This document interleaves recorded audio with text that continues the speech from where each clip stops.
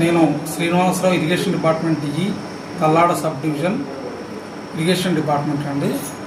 ఈ మధ్య మేము కలెక్టర్ గారి ఆదేశానుసారము కొన్ని చెరువుల్లోకి రైతులకు నల్లమట్టి తోలుకోవడానికి పర్మిషన్ ఇస్తున్నాము. ఈ ప్రొసీజర్ ఏంటంటే ఫస్ట్ కావాల్సినటువంటి రైతులు ఎవరైనా ఉంటే వాళ్ళ పట్టాదారు పాస్ పుస్తకాలు జిరాక్స్, వాళ్ళ ఆధారు ఎంక్లోజ్ చేసి ఒక అప్లికేషన్ రాసి దాన్ని అగ్రికల్చర్ ఏఈఓ ద్వారా మాకు అప్లికేషన్ ఫార్వర్డ్ చేయాల్సి ఉంటుంది.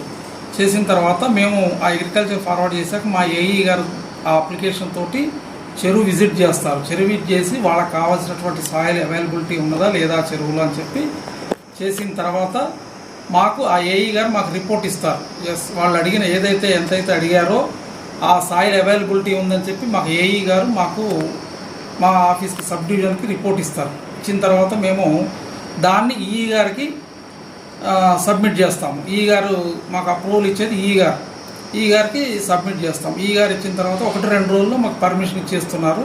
దాని ద్వారా ఇక్కడ మళ్ళీ మా సబ్ డివిజన్కి ఆర్డర్ కాపీ పంపిస్తారు. రిటర్ను పంపించిన తర్వాత మళ్ళీ వాళ్ళకి ఏమంటే ఇచ్చేస్తాం. వాటి కండిషన్స్ ఏంటంటే వాళ్ళు కేవలం ఏదైతే రైతులు ఉన్నారో రైతులకే ఆ నల్లమట్టిని తోలుకోవాల్సి ఉంటుంది. తర్వాత నల్లమట్టి తోలుకున్న తర్వాత అది ఒకటి. ప్లస్ ఇంకో కండిషన్ ఏంటంటే ఓన్లీ వర్కింగ్ డేసే, హాలిడేస్ కాకుండా వర్కింగ్ డేస్లోనే డే టైమే తోలుకోవాల్సి ఉంటుంది. మార్నింగ్ 9 to 6 వరకు. యాక్చువల్ అయితే 5 కానీ సమ్మర్ కాబట్టి ఒక 1 అవర్ రిక్వెస్ట్ చేశారు. 6 వరకు యాక్సెప్ట్ చేస్తున్నాము. అది ఒకవేళ ఈ చెప్పినటువంటి ఈ నిబంధనలు కాకుండా వేరే ఇల్లీగల్గా ఎవరైనా మాకు ఇన్ఫర్మేషన్ లేకుండా లేదా ఆర్డర్ ఉంది కదా అని చెప్పి రాత్రిపూట కానీ మాకు తెలియకుండా దొంగతనంగా కనుక ఎవరైనా చెరువులో వచ్చి మట్టి తీసినట్టయితే మాకు ఇన్ఫర్మేషన్ ఇమీడియట్ తెలిస్తే ఇమీడియట్ వాళ్ళ మీద చట్టపరంగా మేము ఇరిగేషన్ యాక్ట్ ప్రకారం యాక్షన్ తీసుకుంటామని చెప్పి తెలియజేస్తున్నాను. ఓకే సార్, ఇప్పుడు సాయి చెరువు అనే సమస్య మీ దృష్టికి మీడియా ద్వారా వచ్చింది. దీని మీద ఏం చర్యలు తీసుకున్నారు, ఏం చర్యలు తీసుకుంటారు? నేను ఇవాళ వెళ్ళి ఇన్స్పెక్షన్ చేశానండి.